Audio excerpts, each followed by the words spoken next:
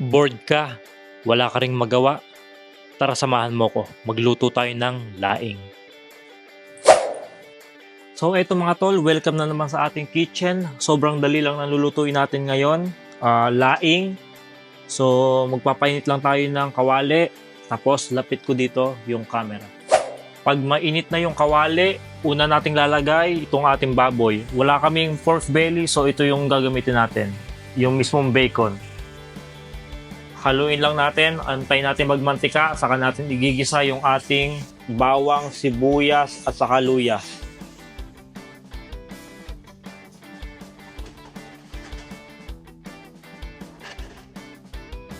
Pagka nagmantika na yung bacon, igisa na natin yung ating bawang. Lagyan natin. Pag naigisa na yung bawang, ilagay na natin yung sibuyas, saka yung luya. Isasama na rin natin yung isang pirasong sili. Ayan, haluin lang natin. Habang ginigisa natin yung ating mga pampalasa, ihahalo na rin natin yung ating bagoong. Sama na natin sa gisa. Pag nagisa nyo na yung mga sangkap, ilalagay na natin yung coconut milk. Ito yung ginamit ko, can lang siya. So maglagay muna tayo ng isa. Ayan, medyo namumuo siya kasi malamig dito. Tapos, sinimot ko yung pinaglagyan ng bagoong kanina. Nilagyan ko lang ng tubig. Ayan, sasama na rin natin. Tapos, titimplahan lang natin ng konting patis.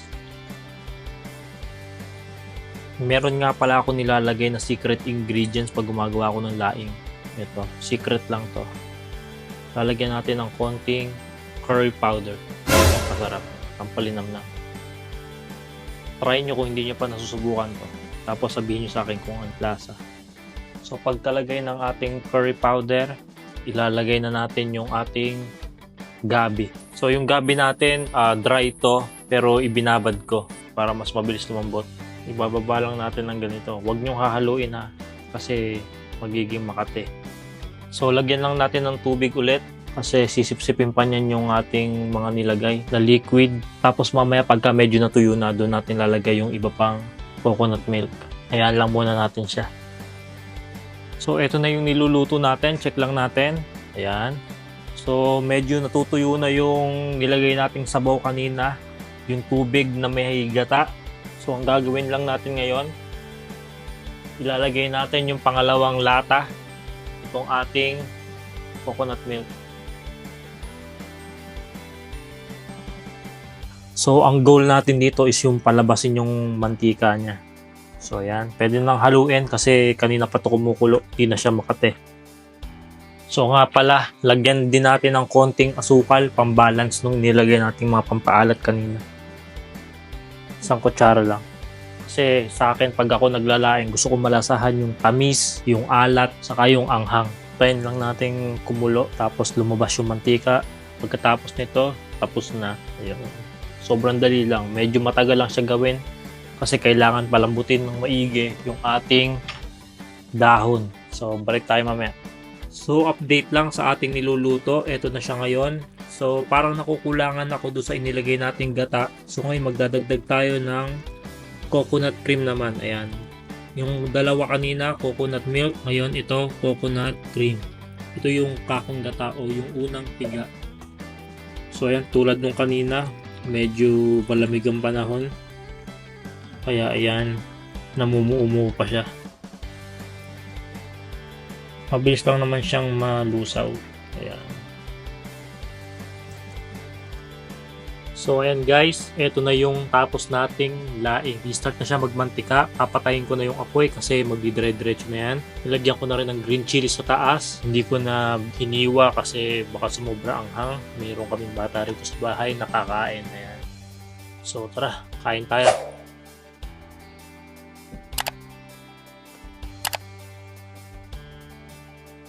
So ito mga tol, ito yung kakain natin. Meron tayo ditong kanin, sisig na luto natin kahapon. Meron din tayo ditong laing. Tapos para sa drinks natin, eto. Citrus with vitamin C and probiotics. Meron siyang, cold pressed juice man na may apple, pineapple, lemon, mint, vitamin C, saka ewan ko yung cultures na yan. So tara, simulan natin. Ayan.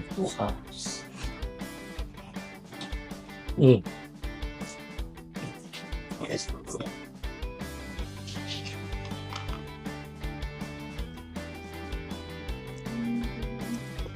Laing.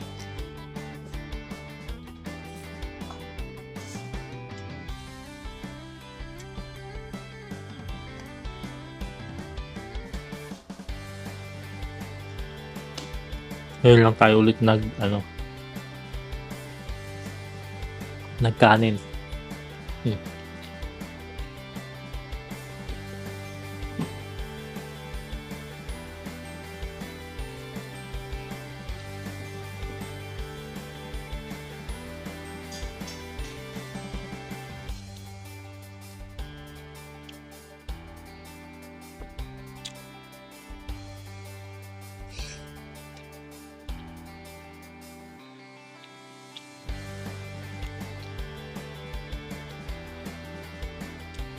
Sarap yung sisig.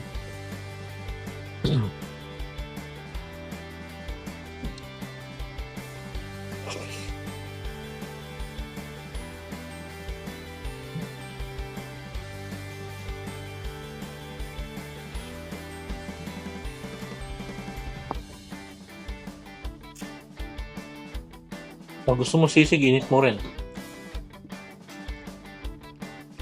Ma, Oo. pag gusto mo ako ng sisig, init mo rin. Pwede yung, malamig na yun. Ha? Malamig. Ng sisig? Mm-hmm. Hindi, init mo. Sisig.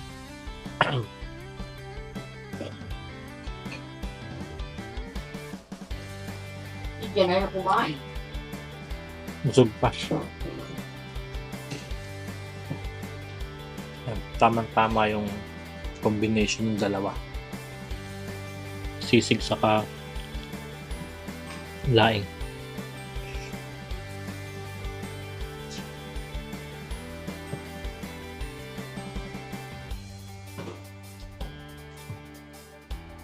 Tinutungga ko na sa bote. Kasi ubusin ko rin naman ngayon ito.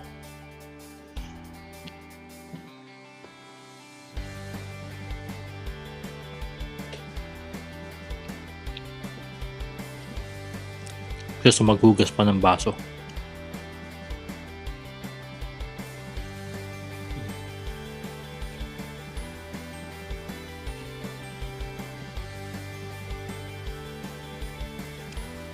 Huling subo.